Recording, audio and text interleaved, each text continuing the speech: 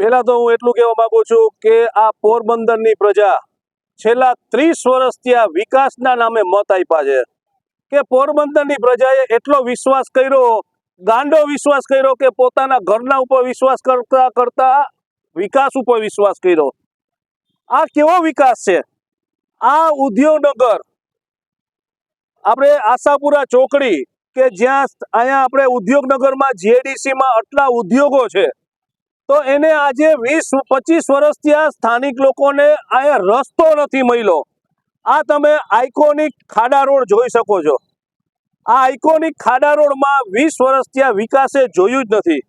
આ સરકારે ફક્ત શું જોયું એ જ ખબર પડતી કે આ પોરબંદરને અંધારામાં નાખી દીધું કે ભૂખ ભેગું કરી દીધું છે।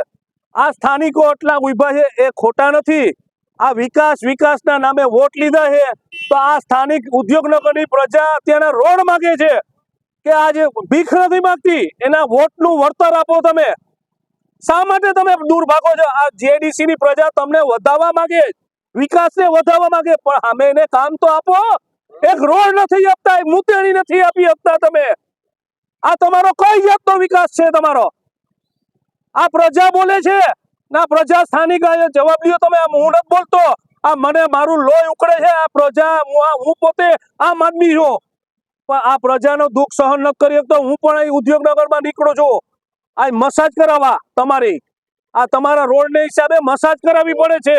મસાજ સાહેબ જવાબ આપો તમે। આ સ્થાનિક લોકોનો, પત્રકાર ભાઈઓ જવાબ લ્યો તમે।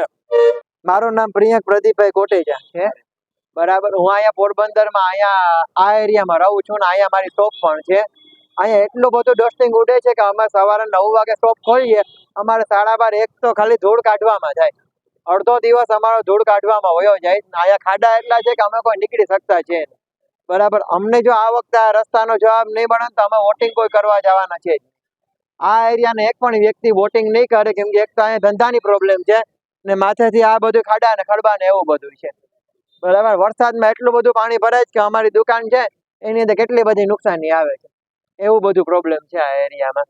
મોટા મોટા ખાડા છે, કેટલા બધા એક્સિડન્ટ થાય, કેટલા માણસો પડે, હાલીને જવા વાળા નીકળી નથી શકતા, ઢેબા આવે, સીમા વિનાની પ્રોબ્લેમ છે આ એરિયામાં। અમે નગરપાલિકામાં ફરિયાદ કરીએ તો નગરપાલિકા વાળા એમ કહે છે કે આ જીઆઈડીસી માં આવે, જીઆઈડીસી ને ફરિયાદ કરીએ તો એમ કે આ નગરપાલિકામાં આવે। અમે છે ગાંધીનગર લગન ફરિયાદ કરીને જોઈ લીધું, ક્યાંય પણ અમારા રસ્તાનું કામ થતું નથી। 20 વર્ષથી આ રસ્તા, હું આ એરિયામાં 20 વર્ષથી છે, 20 વર્ષથી મેં આ એરિયામાં રસ્તો જોયો નથી। આશાપુરા ચોકડી આગળ આ બધા સ્થાનિકો અમારી સાથે છીએ। અહીંયા વર્ષોથી પ્રોબ્લેમ છે, જે અમિતભાઈએ કીધું એ રીતે। અહીંયા કોઈ ધ્યાન દેતું નથી, ચોમાસામાં નીકળાતું નથી। અહીંયા જાહેર રસ્તો છે। હવે આ સ્થાનિકો જ્યારે રજૂઆત કરે છે ત્યારે નગરપાલિકા એવું કહે છે કે જીઆઈડીસીમાં આવે છે, જીઆઈડીસી એવું કહે છે નગરપાલિકામાં, જેની અંડરમાં આવતું હોય। પ્રજાના વોટ લે છે સરકાર અને પ્રજાનો ટેક્સ પર લે છે મહાનગરપાલિકા।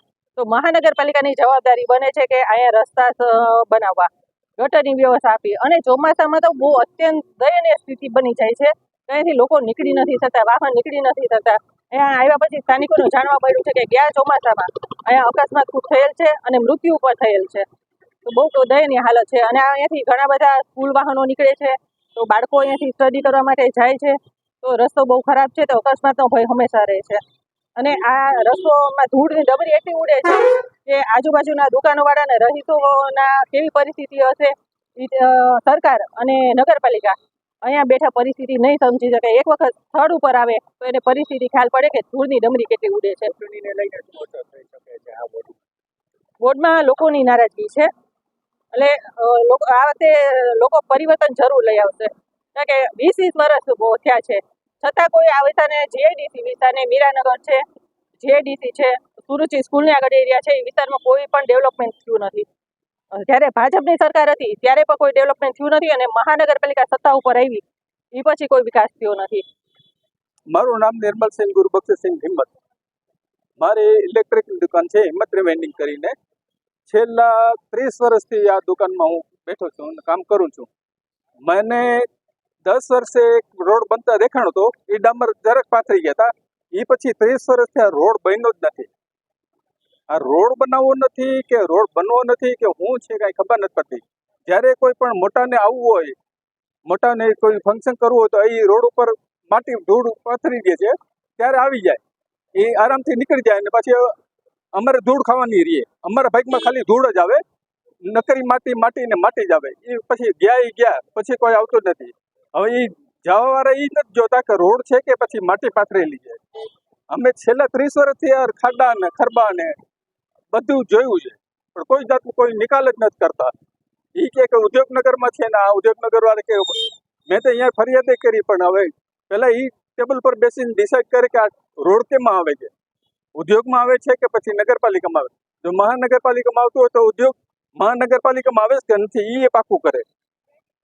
એ પાકું નથી કરી શકતા. એ તો કરે છે શું?